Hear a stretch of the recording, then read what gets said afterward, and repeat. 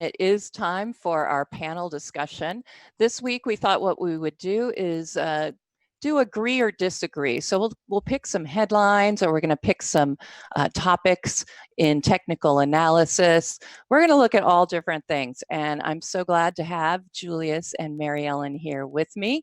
Do go and take the poll, because one of our questions that we are going to debate, if you will be in the poll, and we're going to want to see what the poll says as soon as we are done. So let's go ahead. And Julius, I'm going to start with you. So what statement do you want us to agree or disagree with? And we will give you our thoughts on why we think the way we do. Excellent. Well, the first statement that I want to bring up is maybe not so visual or a question or something like that, but it's more like, if you do your analysis, would you be able to do that on a plain vanilla chart, a bar chart, a line chart, or a candle chart? So no indicators, no RSI, no relative, no PPO, PMO, nothing, just a plain vanilla chart, just price. Well, can you do it or can you not do it? Can I ask first, Mary Ellen? Sure. Would volume be allowed or on that chart, or as? Yeah, right. You can have volume with it. Well, thank you, Julius, because you just saved my sorry ass. No, the thing is, when you're looking at charts, for me and for most chart watchers, it's going to be all very visual. You want to see, is that stock poised to break out of what I call a saucer base? Is it hitting new highs? And while I use a few simple moving averages, and I'm very simple with my chart, but visually, that's going to tell me a big story. And when I can combine the visuals with volume, that is going to be quite significant for my work. So I think I could do it. I wouldn't have that superpower confidence that I might otherwise have, but for me, I've been viewing thousands of charts each week for about 20 years now. So I feel, given that backdrop, I might be able to do it. Yeah. All right. I have to say, for my answer is yes, I think that I could. And I'm going to share the screen and show you how I would. I picked out a chart and I stripped it of everything.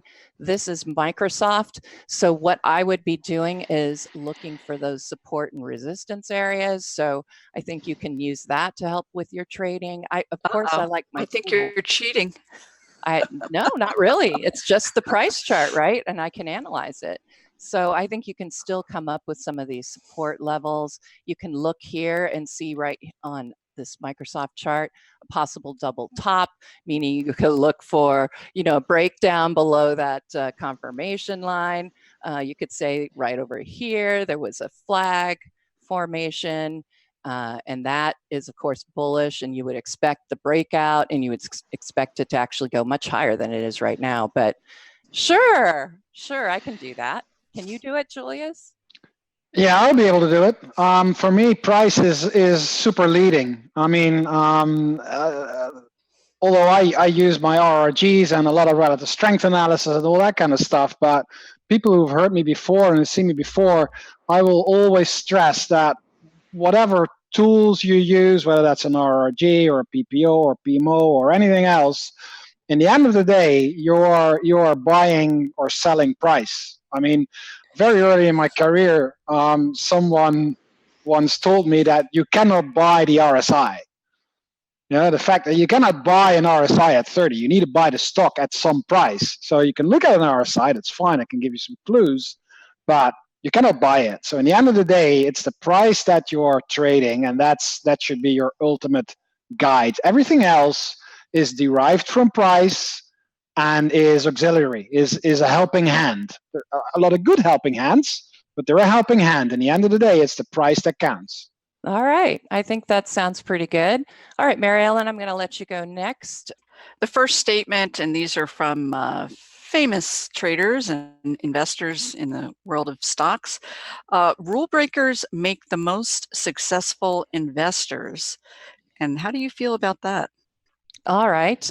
For me, being just almost a technical analysis purist, the math geek, the technical geek, I would have to say, I come up with models and systems so I don't have to break any rules so that I can, have that system in place. I can trust it.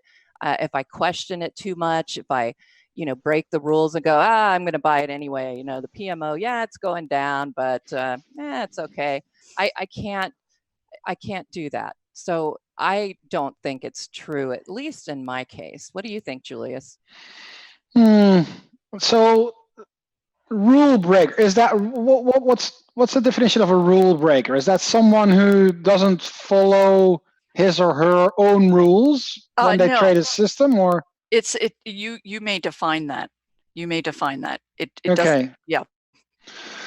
I think I disagree. And I'm trying to think of an example. I mean, I've worked on trading floors and I've worked with portfolio managers and asset management companies. And I'd say that the common denominator for the successful ones is, I think, discipline. I mean, it comes close to rules, people who are very disciplined and follow a process, from my experience, are the most successful. I mean, I've seen traders who are, is that an American word, punting? In London, it's a word, punting. Yeah. It's like they're punting away. They're just basically gambling. And they can have a very good streak, but then they're wiped out and they're out. So the ones that are consistently profitable are the ones that have a discipline, and the discipline doesn't necessarily have to be a rules-based model. I mean, I've known guys who came in the morning and they had a routine. They came in, they pick up there was no internet at the time. They picked up the paper, they read the paper, they called their peers, they went to the morning meeting, they listened to the analysts, and they did that very, very rigorously every day. And they made very successful traders. And the same with portfolio managers. I've worked with a guy who was still a PM at over 70, Jaap van Duin at Robeco here in Europe. He's sort of a legend. And I can tell you the story that in the Robeco building, everybody was was on Office and Excel and the Microsoft Office suite. There was one copy of Lotus Notes still in that building, and that was for Jaap, because he had all his stuff that he followed every day in Lotus 1 to 3. There was a spreadsheet. Yeah. And that's what he did. I mean, he was super successful. So to get back to your question, discipline and following your rules, I think I've seen is the most successful people.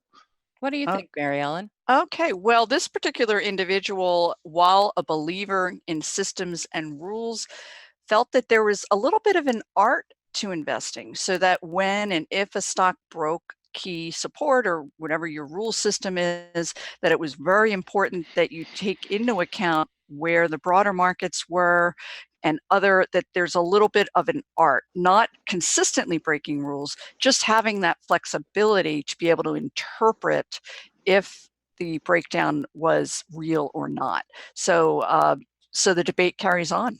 I guess so. I agree with the art part. Mm-hmm. Yes. There is some art to it, definitely. Right. Yes. All right. So I'm going to give you mine. Let me get my handy dandy paper here. I'm going to go with the fun one, I will say. So it takes a little bit of preface, so be patient, guys. All right. As medical marijuana begins legalizing in all 50 states, an expected 4,067% industry boom will transform the average American savings into an early retirement nest egg. During the 2016 campaign, President Trump said, "I'm in favor of it 100%. Former Speaker of the House, John Boehner, had once stated that he would never change his mind, but now he says, "My thinking on cannabis has evolved." And today, believe it or not, he sits on the advisory board of a major marijuana company. So I guess that's probably why his opinion has evolved. But even the U.S. Attorney General, and we know Jeff Sessions has been really against it, And he's now saying there may well be some benefits from medical marijuana. So do you think it's time to weight your portfolio with cannabis stocks? I know it's all over Facebook right now, at least on my feed. Cannabis stocks, you need to be in there. So what do you think? Do you want to be in there now? Well, I can go first. Yeah, go for it. Yeah, so I'm going to go ahead and grab the screen here, and I will argue, and I'm backed up by Wall Street analysts, that these marijuana stocks are not quite ready for prime time. The numbers just aren't there, and they're not expecting to see really profitable growth until 2021. This is Canopy Growth Corp, CGC. And this particular stock was one of the first to get FDA approval here in the US for an epileptic drug that treats and helps with epilepsy. The company also got a very big infusion from Constellation Brands, but we can see the stock technically is in a confirmed downtrend. This is one of those companies that while they have backing, funding, and FDA approval, they're still not profitable. And unfortunately, that is going to be the case for quite some time. We can take a look at STG. This is Constellation Brands. They did infuse money into Canopy Growth, and actually it's STZ, and this stock is very constructive looking. Right now it's breaking out of this space. It looks interesting, but really realistically they're still not seeing the income from their cannabis investment. And one last one that we can look at in this cannabis space is Scott, SMG, Scott's Group. We can see this confirmed uptrend. This company actually provides, they are the leader, top supplier of hydroponics, which are used to grow cannabis. But again, as it relates to their revenue source, it's only about 15% of their revenue at this juncture. So if of these, I would certainly say SMG is the most constructive, but let me circle back. Overall, I don't think the cannabis stocks are quite yet ripe for the picking.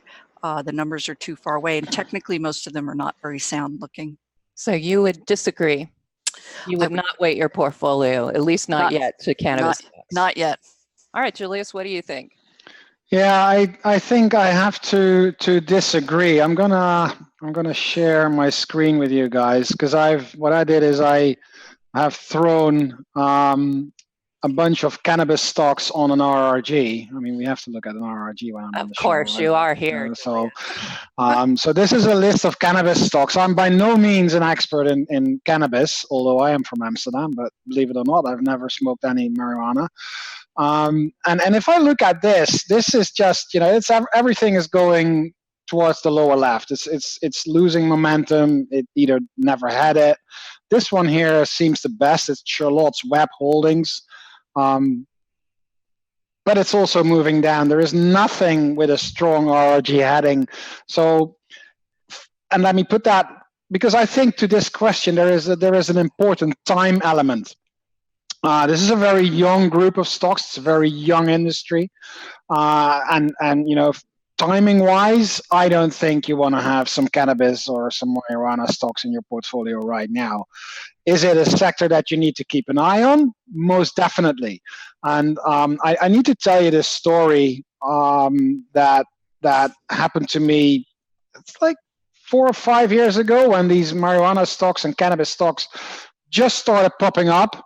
Legalization started to show up, and I got a call from an American friend, and he had early access to an investment possibility in a company that was that made a trading system for cannabis, so for the plants.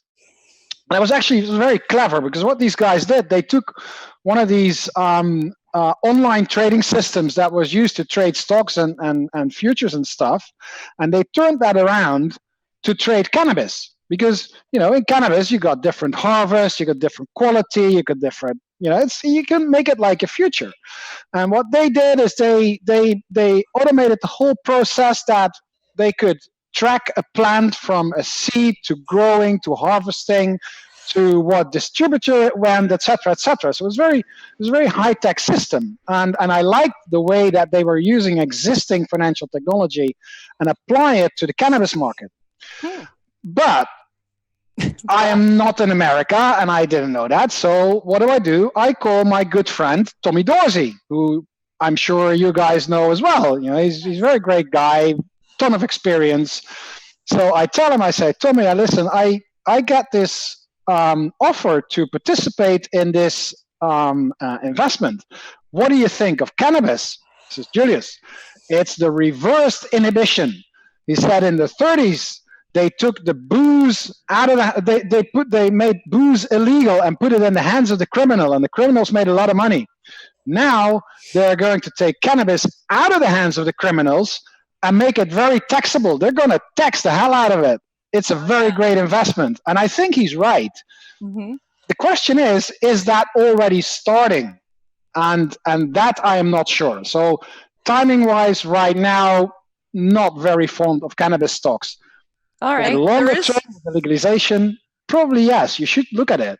And there was one other dynamic I failed to mention as far as the black market for marijuana. It's still cheaper for individuals to purchase on the black market, and that's been hindering the growth of these legal places. Right. Yeah. All right. So I would have to say I'm also going to disagree with my own statement. For me, I know. Hey, it didn't say you had to believe it. That's true. Tom's not here. I get to make the rules. So I'm sharing my screen of MJ. I actually really think that's a cute ETF name for this alternative harvest ETF. And I thought it would be a good way to look at it on a weekly chart. And because honestly, so we're looking at a range here between $23 and up to $44. To me, I can't trade that range. And to think based on that statement that they're talking about Americans making, improving their nest egg over, wading toward the cannabis area. I think you're right, Mary Ellen, and I think you alluded to it as well, Julius. It's too early. It's still too crazy right now. And honestly, I look at the chart, not only do we have this enormous trading range that I don't want to try and ride, in the longer term, and I'm not going to pay so much attention to these crossovers or anything. I just look at it as this head and shoulders sort of pattern, trying to show up sort of a complex one, with a confirmation all the way down to that 23 line. Not to say that it is going to, execute or anything, but the point is, I think it's just too crazy right now. And I know we had talked about Tilray was in the news all the time for a while because of its volatility. And I'm going to pull this up on a regular chart here. But I mean, this is classic parabolic, guys. I always talk about parabolics. My dad, Carl Swenlin, always talks about parabolics. And this is pretty much textbook. You had this amazing run. And again, look at Tilray. It was at $20. And at one point, it was $300. Great ride. But that fall, as it always happens with these parabolics, just totally collapsed. So, not a fan there of getting involved. Of course, the volatility has been altered a little bit here, but I have to agree. I think that this would be kind of a bad place for Americans that are maybe not as involved in the market as we are to weight a portfolio with something this volatile unless they're very young and have a lot of risk appetite. So you can add these charts to a list of cryptocurrencies. They look the same. Absolutely. I would have to say it acts a lot like that. All right, Julius, I'm going to let you give us the next statement. All right. My next statement is that I follow Twitter, not every day, not very rigorously, but I'll look at it and I tweet out every now and then under the handle @RRG Research. And what I noticed is that there are a lot of people talking about gold recently. And that's okay, because there's a lot happening in gold. But now I see people showing charts of gold in all sorts of currencies. Gold expressed in euros, gold expressed in yen, gold expressed maybe in Bitcoin, I don't know, whatever. For me, gold should be looked at in US dollars. The gold market is a US dollar market. Gold is traded in US dollars, full stop. So if you're looking at gold expressed in, let's say, yen or euros, I don't think that is right to do, because that's not where the market is being made. So gold breaking out in yen terms doesn't tell me anything. Gold breaking out in dollar terms, yes, then I'm enthusiastic.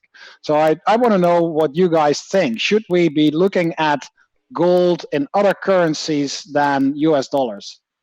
All right, Mary Ellen, I'll let you go first. Okay, I will start by stating that my knowledge of currency and currency trading is not acute. The sound statement that I'll make is the fact that gold is a US dollar denominated currency. So with that, when you're looking at relevancy, you are going to want to use a dollar denominated chart in order to make a sound decision. And we've talked a little bit about this earlier, the fact that the relationship between the dollar and gold, for the most part, there is relevance there. And I would argue that with that, you would need to stick with that US dollar denominated. All right. I'm going to say that absolutely. And I think it really goes back to what we talked about. I'm sure when you've been on the show, both of you, that, ETFs, those foreign ETFs, the France ETF or the Taiwan ETFs, those are based in US dollars. But that actually can hurt you a little bit, because again, you kind of want to see what's going on with the currency market that's there. And so for me, I would find it completely useless to look at gold in a euro, because gold its basis is in the US dollar. So to me, it would make no sense. What about you, Julius? Do you agree with your statement or no? Yeah, I agree with my own statement that gold should be looked at in US dollars. I'll take the opportunity here to show the people how you can actually do that on StockCharts, because what we're looking at right now is a gold chart. In this case, it's monthly. That's quite long. Let's make that a weekly. So this is the dollar gold, which is the gold continuous contract on CME. If you want to look at this chart in, let's start with euro terms, what you're actually doing is creating a relative. And what we're doing is we're doing gold, column, and then, oh, it's already here because I've been looking at it. So divided by euro US dollar, and now look at how this chart changes. Boom, here it is. Now this is gold expressed in euros. Or if you want to do it in Japanese yen, then you change the euro into GPY. And now you see it in yen. So you see that there are quite significant differences in how this chart looks in terms of where it's breaking out or where it's not breaking out, et cetera, et cetera. So for the sake of the discussion, I think that you should always look at gold in US dollar terms. And not in anything else. If for some reason you want to look at gold expressed in some other currency, if we have the currency pair on the system and we got the majors, then the way you do it is take gold divided by whatever the currency is and make sure that you express it in US dollars. So if you want to look at gold in yen, you need to do JPY USD. There's also USD GPY, but you want to do it GPY USD instead of USD GPY to get the proper comparison. All right, excellent. Well, we have time for one more. We'll have to give our responses quickly because I want to take a look at the poll that relates to that question. And Mary Ellen, I know you were the one who came up with it. Yeah. To do with diversification, I think. Well, I do have a quote from a very famous investor, but if I tell you, it'll reveal the answer. So my question has to do, or the statement has to do with diversification. Is it relevant, important in investing processes as far as having a wide ranging number of stocks versus a very select focus group? All right. I guess I'll take it first. I'm going to really talk in general terms rather than look at any charts, but I find that I want a very mixed portfolio, not necessarily that it's diversified throughout all the sectors necessarily. We'll be talking about our trading routines at the end of the show. And, part of my routine is sector rotation and analysis. So I will, move things back and forth, but I like to have my 3 accounts, that long-term buy and hold horizon, the intermediate term monies, and then of course the cash account, the fun one. And so I take a different risk level in each of them. But I would have to say that, some of the positions I have are ETFs, and those are diversified. But I have a lot of just single stocks. So I guess my answer to the question, oh gosh, because I kind of am both ways, I'm going to say that no, I don't think diversification is necessarily important because it's better, I think, to have that opportunity to weight one sector versus another, or weight certain stocks to another. And let's face it, if you have the risk appetite, stocks are kind of the way to go. What about you, Julius? Quick answer. I know I took too long. Well, I can actually give a very, very long answer, but the short version is that I think that diversification is very important in terms of risk that you're running in your portfolio. Now, that correlates like 100% with the size of your portfolio. Because if you run like a $1 billion portfolio, having 5 stocks is like very, very concentrated and very, very high risk. I think I've read an article years and years and years ago that the optimal diversification is like 7 positions. Now, for very large portfolios, you can make that into, let's say, 7 sectors, and you can, in each sector, take 7 industry groups if they are there, and in every industry group you can take 7 individual stocks. So by using that rule of 7, you can build up to a portfolio that is as big as you want and still have your proper diversification. The reason why you want to have some sort of diversification is because of risk mitigation, but you don't want to over diversify because you'll be buying the market. If you buy 300 out of the 500 S&P 500 stocks, you're probably better off buying the S&P 500. So okay. there is a balance there. Very good. So and I'll go ahead. Diversification, yes or no? Sorry. Yes or no, Julius? Yes Sorry. Agree or disagree? Yes, it's important. Okay. Very good. And I'll go ahead and end by telling you Warren Buffett's statement. It's why diversification is only required when investors don't understand what they are doing. And I'll tell you, I worked with some very famous portfolio managers. Ken Huebner is one. He had 10 stocks in his focus portfolio and he ran billions. And I'll tell you, it didn't always work, but when it did, he was a Morningstar Manager of the Year more than once with that approach. Excellent. Well, let's see what our audience thinks about this. Whether we're looking kind of mainly at just how many positions you have in your portfolio in this poll. So not necessarily whether they're diversified in terms of sectors and that sort of thing. So let's take a look at that. I think we have that available. There we go. So interestingly, I know I answered the question. I'm actually in the minority with 10 to 20 stocks. Now, it's not to say I cut it off at 20 or I insist that my portfolio have 10. I mean, I had 0 back in early December. I knew that the market was getting ready to tank again. And so I just got completely out. But typically 10 to 20 positions, I would say. How about you, Julius? I don't really trade. I hold sort of tactical positions, less than 10. Okay. But they're all ETFs. Mm-hmm. I'm in the 5 to 10 stocks, super high growth, and diversified among that growth. Yeah. All right. Interesting. So our audience really likes to be completely out there. So I think that's pretty interesting. All right, well, that was an excellent segment. I really enjoyed the roundtable. I thank you, Julius, for coming in for that. You're more than welcome. It's my pleasure.